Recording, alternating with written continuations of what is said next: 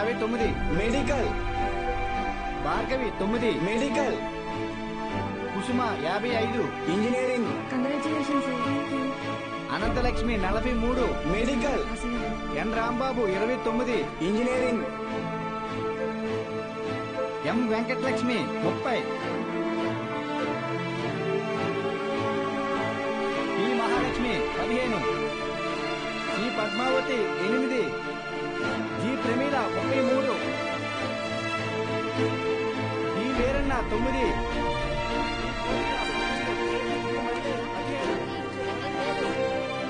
అంటే 45 top ranks sir. 46. అదేంటి sir, మొత్తం కలిపి 45 కదా సార్. ఇంకో ఆల్ టికెట్ ఉంది. ఏఎస్ మూర్తి 1ో ర్యాంక్. ఎవరై ఉంటారు? ఏఎస్ మూర్తి ఎవరు? ఏఎస్ మూర్తి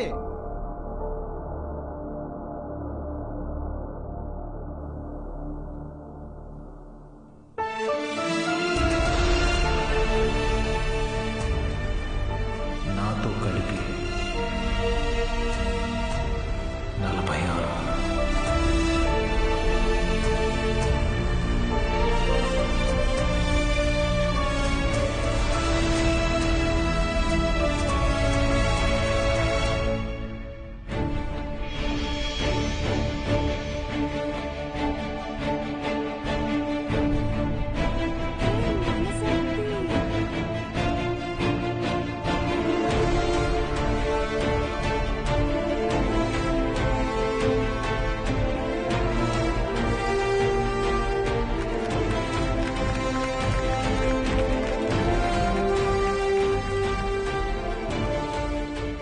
సార్ ఇవన్నీ మీకేమని చెప్పారు?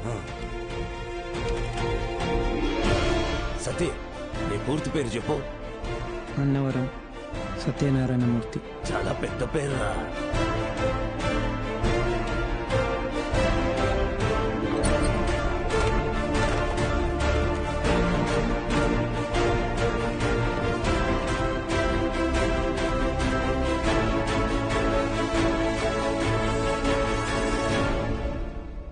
సాధించావు బాలు.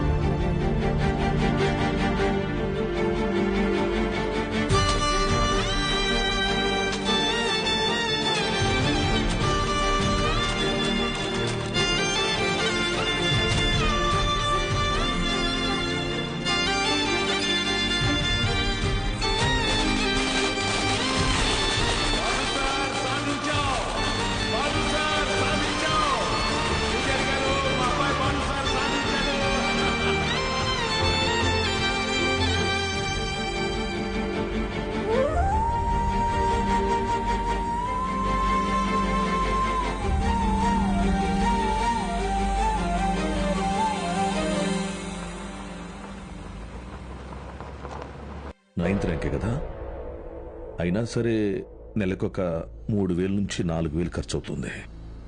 మీ నెల జీతం 900 అనుకుంటా కదా? అవునయ్యా. భయపడద్దు, అప్పు చేయక్కర్లేదు. మీ అబ్బాయి చదువు పూర్తయ్యేంత వరకు ఫీజు బాధ్యత నాది. పై చదువులకు అమెరికా పంపిస్తాను. అమలాపురంలో సబ్ ఇన్స్పెక్టర్ గా పోస్టింగ్ ఇప్పిస్తాను. మీ అమ్మగారితో టౌన్లో హోటల్ పెట్టేస్తాను. నువ్వు చేయాల్సిందల్లా ఒక్కటే, నీకొచ్చిన మార్కులు త్రిపాఠి ఇన్స్టిట్యూషన్స్ లో చదవటంలో వచ్చాయని చెప్పాలి. నువ్వు మా కాలేజీలో షార్ట్ టర్మ్ క్రాష్ కోర్స్ తీసుకున్నట్టు ఈ అగ్రిమెంట్ మీద సైన్ చేయాలి. మీ అమ్మ నాన్న పోగొట్టుకున్న పొలం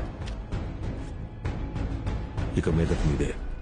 జెడ్పీటీసీ చైర్మన్ పోస్ట్, అనానిమస్.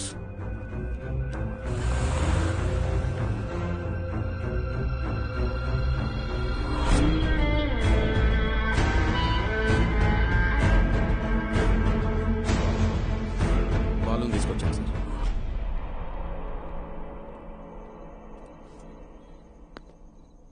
నీ స్టూడెంట్స్ సంతకాలు చేసి ఇచ్చారు నాకు. మీ ఈ ర్యాంకుల కారణం ఎవరని నిద్రలేపడిగిన త్రిపాఠి అనే చెప్తారా? పబ్లిక్ లో పొరపాటుని పేరు తలిచిన ఒక్కరికి కూడా ఫ్యూచర్ లేకుండా చేస్తాను. అర్థమైందా? ఆ రోజు దట్ అసెంబ్లీ డే నీ ముఖం కూడా నేను సరిగ్గా గమనించేది ఎక్కడో దూరంగా ఉన్నావు కదా. ఇంత చిన్నగా ఉన్నావు. వచ్చి నన్నే ఊడిద్దాం అనుకున్నావా?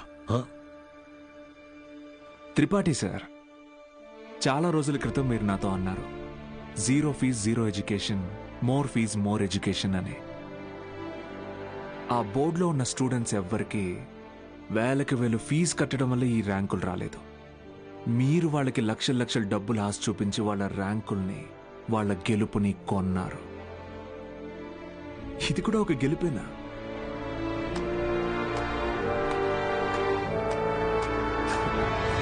Okay sir, thank you sir, take care sir.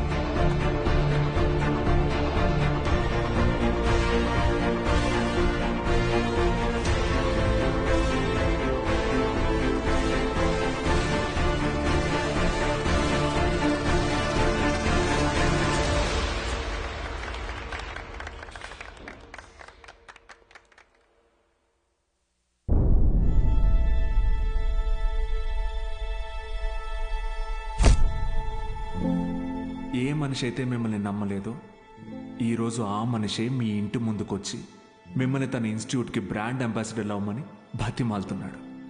ఏదే బూస్ట్కి సచిన్ ఉన్నట్టు. ఇది కదా నేను మీకు దక్కాలనుకున్న రెస్పెక్ట్. వచ్చింది. సూపర్. సంతకాలు పెట్టండి. కాంట్రాక్ట్ మీద సంతకాలు పెట్టండి. చదువు అనేది వ్యాపారంగా మారి చాలా కాలమైంది. ఫ్యూచర్లో ఇది ఇంకా పెద్ద వ్యాపారం అవుతుంది. ఈరోజు ఇంటర్ ఫస్ట్ ఇయర్, సెకండ్ ఇయర్కి వసూలు చేసే ఫీజుల కంటే ఎక్కువ ఫీజులు ఎల్కేజీ, యూకేజీ క్లాసులకి వసూలు చేసే రోజులు వస్తాయి. మన కంటికి కనపడేది త్రిపాఠి ఒక్కడే. కానీ తనలాంటి వాళ్ళు ఈ దేశంలో చాలా మంది ఉన్నారు. మీ చదువుకి ఖర్చయ్యే ప్రతి రూపాయి త్రిపాఠి జేబులో నుంచే రానివ్వండి. మీ ఇంట్లో వాళ్ళకి ఇస్తానన్నవన్నీ ఇవ్వనివ్వండి. పై చదువులు చదివిస్తాడా? చదవండి. తన అహంకారాన్ని వాడుకొని మీరు ఎదగండి. మంచి పొజిషన్కి వెళ్ళండి. బాగా సెటిల్ అవ్వండి. అప్పుడు చదువుని కొనలేని వాళ్ళకి చదువుని పంచండి. మీలాగా వాళ్ళని గెలిపించండి. 46 మంది ఉన్నారు. మీరు తలుచుకుంటే ఎంతో మంది జీవితాల్ని మార్చగలరు. వచ్చి ఆ కాంట్రాక్ట్స్ మీద సంతకాలు పెట్టండి.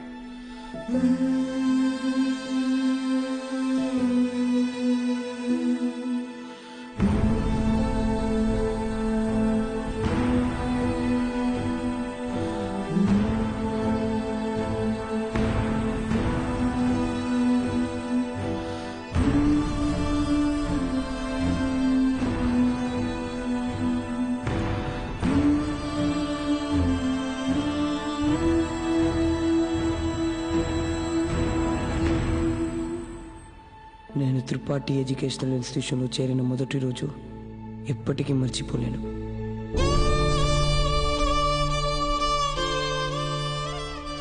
లెక్చరర్స్ అంతా నాకు ఎంతో అంటగా నిలబడి నన్ను ప్రోత్సహించారు. నేనేదైనా తప్పు చేస్తే దండించేవారు. వాళ్లే నన్ను సరైన దారిలో నడిపించారు. నాకంటూ ఒక లక్ష్యాన్ని ఏర్పరిచి అందులో నన్ను గెలిపించారు.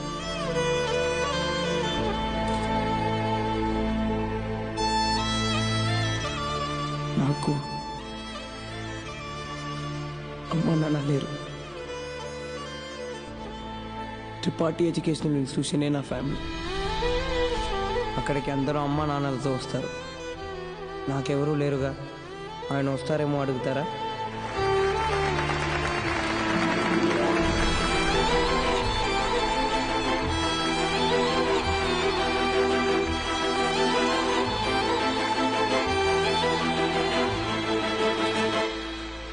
వెళ్ళిపోయాడు. వరం వచ్చిన తర్వాత దేవుడు ఎలా మాయమైపోతాడో అలా మాయమైపోయాడు. ఆ తర్వాత బాలు సార్ని మేము ఎప్పుడూ కలవలేదు. ఆయన ఉంటే త్రిపాఠి వల్ల మాకు ఎప్పుడైనా ప్రాబ్లం వస్తుందనుకున్నాడు ఏమో, వెళ్ళిపోయాడు. ఏ పాడుబడిన థియేటర్లో బాలు సార్ మాకు చదువు చెప్పారో ఆ థియేటర్నే ఇప్పుడు మేము కోచింగ్ సెంటర్గా మార్చాం. సంవత్సరం పొడుగునా మా 46 మందిలో ఎవరో ఒకరు వచ్చి ఈ పేద విద్యార్థులకి క్లాసెస్ తీసుకుంటాం.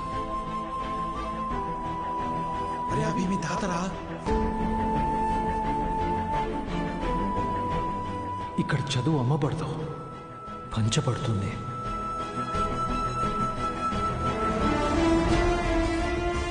ఇదే మా బాలు సార్కి మేము ఇచ్చే గురుదక్షిణ.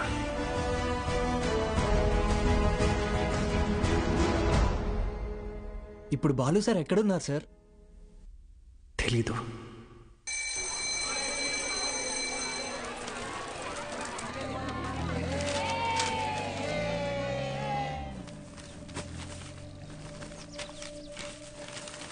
அண்ணா ஒரு பண்ணு கொடுங்கண்ணா.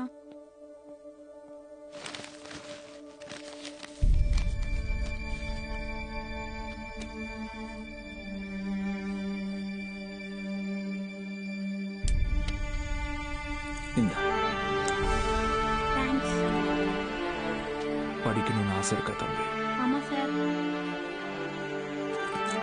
సరే బా. కానీ ఆయన ఎక్కడున్నా చదువుని దేవుడికి పెట్టే నైవేద్యంలాగా పంచుతూనే ఉంటారు.